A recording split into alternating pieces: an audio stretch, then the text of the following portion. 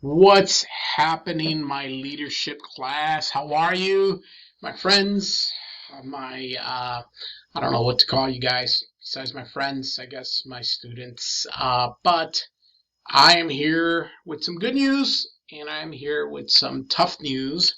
So I want to make sure, and I have posted in my Principles of Management class, I just posted my video and I noticed after I watched it that I have sort of a rough tone to it.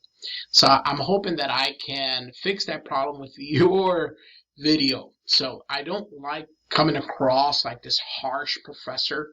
I have been getting some emails from people going through some stuff in life, and I get it. Trust me, I get it. I understand.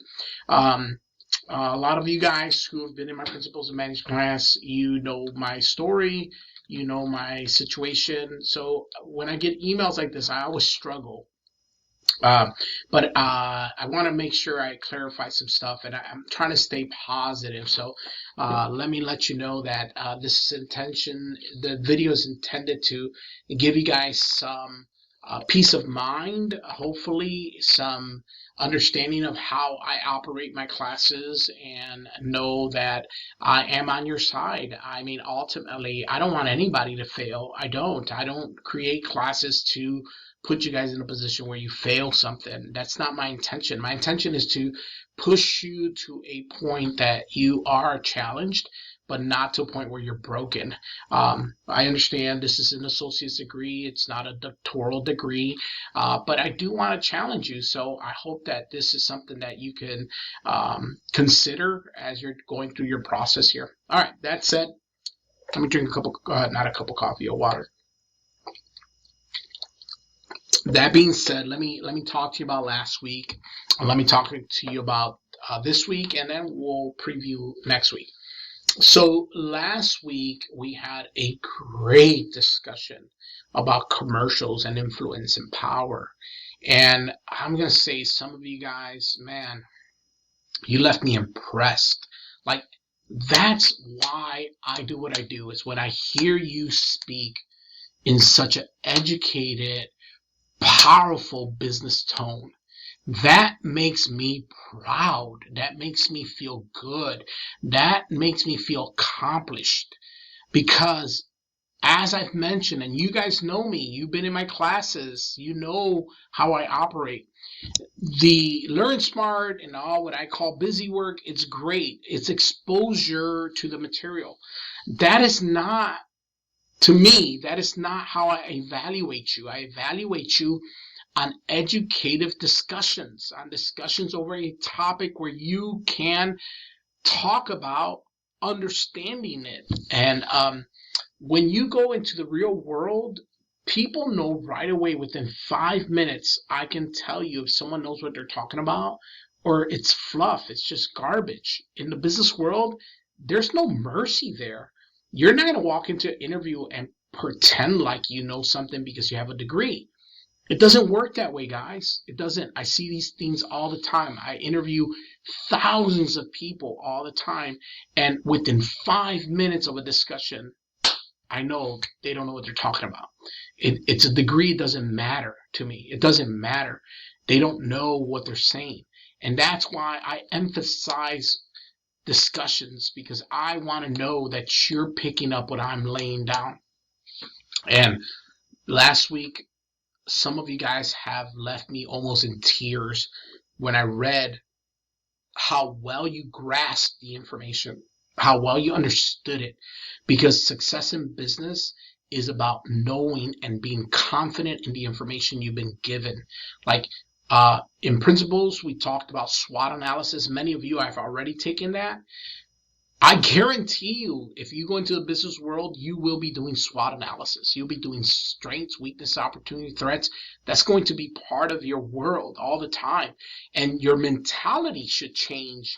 And when you see a business, you should kick into that business mindset and be like, what's the strength? What's the weakness? What's the opportunity? When you watch commercials and you're looking at this and you're seeing, I don't know who it is, one of the quarterbacks, and he's in the Hertz commercials. you should see the influence that he's doing there. You should understand business from the backside of the curtain, not as a consumer, but as a business person. And that's what I hope that you grab from this. Okay. All right. Enough of that. I talked too much in regards to that. This week, I'm still reading through your commercials and your analysis of those commercials. I appreciate all the hard work. Some of you guys, I'm telling you, you left me almost in tears understanding it. This week, we do describe values, ethics, and characters, and the importance of it in an effective leader. If you've gone through principles, you understand ethics because we had a discussion around it. We also talk about attributes, right? We talk about in chapter 6 some of the importance of individual personality traits in leadership. So we're going to see this down the road. You're going to do a personality assessment to understand your personality. But I want you to understand this whole process of self-exploration and understanding, this journey of understanding your values. It's not just for you, but you as a manager will then reflect that and understand other people's values and why it's important to them. So in our discussion, I gave you a list of values, and I would say all of them are important to me, but what's the 5 highest ranking values that you consider important in your life? Because when you make a career choice, a choice in life, a choice to move, a choice to spend the rest of your life with a partner, these play a huge role in those decisions. And as a leader, we need to understand what we're willing to trade off for that value. I'll give you a perfect example. One of them is financial success. How much are you willing to sacrifice your other values for financial success? Some of you might be like, man, I'll do whatever it takes. And I understand that. Listen, I get it, right? Other of you are like, you know what? I'd rather have job security because with financial success is a high risk. Right, high risk. People who are, I've owned real estate companies, and we would recruit a lot of people to come into real estate. We'll sponsor them, take them to school, go do all that stuff, and I would start off by saying, "Are you sure this is what you want to do? You can go 3 months without getting a paycheck. This is a high risk job, right? You can go months without seeing success." And then all of a sudden, people see success and they think it happened overnight. It didn't. Success does not happen overnight. It never happens overnight unless you win the lottery. It usually takes a lot of hard work. So some people say, you know, that's great and all, but I'd rather have job security. I'd rather have a job I go to every day, provides me a stable salary, a stable income, and so on and so forth. Other people will say, to me, the most valuable thing is my family. That's it. I work for them. I live for them. I breathe for them. I do what I can for them. I push them forward. I can relate to you. I can relate to that. I understand that. Health. You guys know my story. Health is important, right? All these things. And how much am I willing to sacrifice my health for more success? My health for more other things that are listed here. So you have to really explore what is it that makes you who you are here. We look at generational differences, and in the generations that we've seen lately, millennials and Gen Zers, there's a huge emphasis on what's called life, work, or work-life balance. They want work to be enjoyable. They want work to be fulfilling. They want work to be something as part of their life. They want family and work to blend. That wasn't true for previous generations. Work wasn't always a fulfilling thing. Work wasn't always intrinsic rewarded. Work was something you did to get paid so you can support your family. But we're reaching other levels. We're reaching other understandings. So I want you to really think about this. And some of us might say religion, spirituality is important to me, and that guides and dictates my life.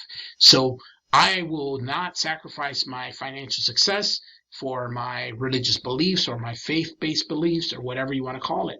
Autonomy, right? Being able to make your own decisions. How many of you are willing to take a job where there is a person who's micromanaging everything you do?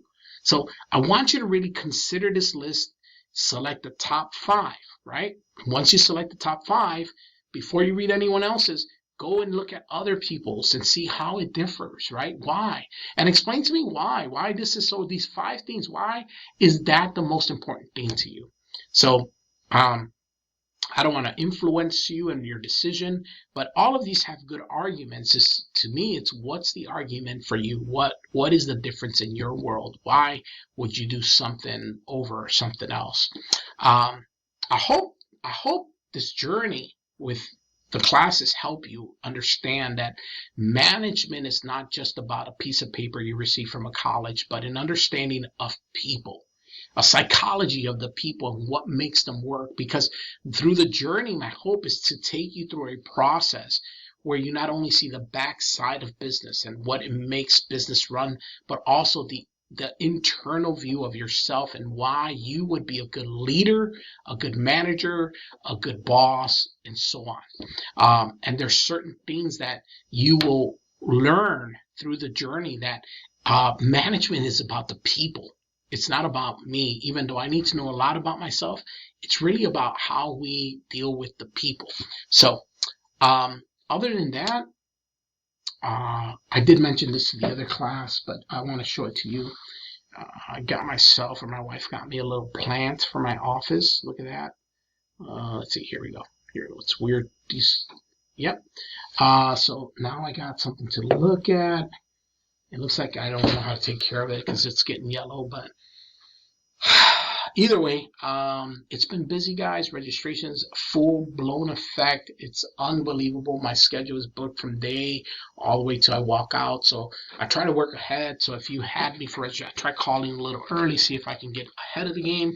Most of you have been very cooperative and helping. Some of you already self-registered, which I appreciate because it's crazy. It's crazy times. But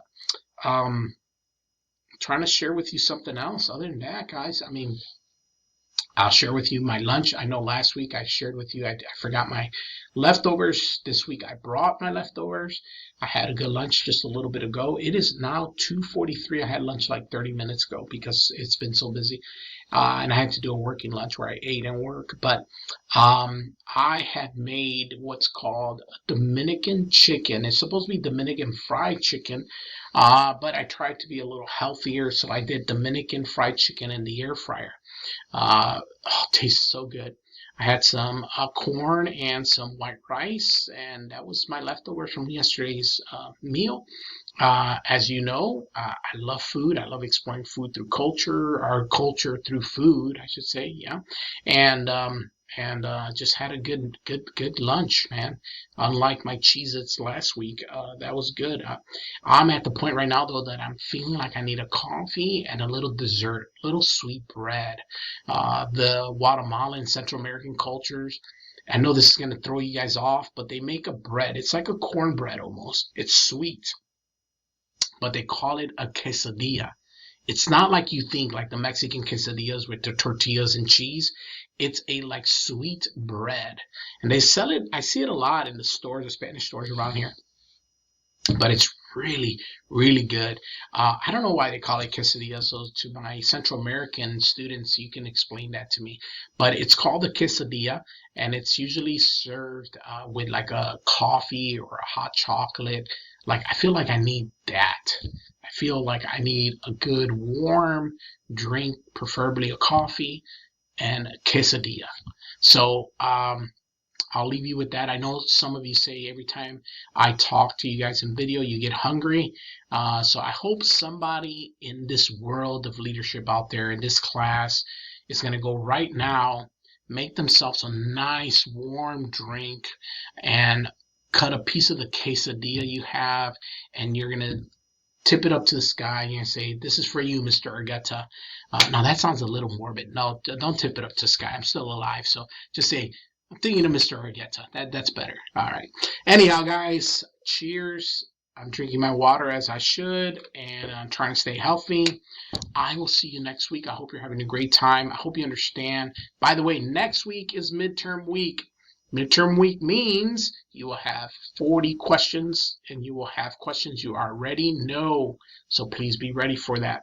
Also, next week I will explain, for most of you, and you know this already, but for those that have never taken me, I will explain why I do not accept late work. So be in the lookout. Next week, the discussion will not be graded because it's your midterm week and it's too much work. Midterm 2 chapters, discussion too much. But I will post a video wishing you luck, explaining a little more about the details, talking about this week, and just saying hi. And I will explain to you why I do not accept late work. So I will see you next week. Have a great week, everyone. Take care.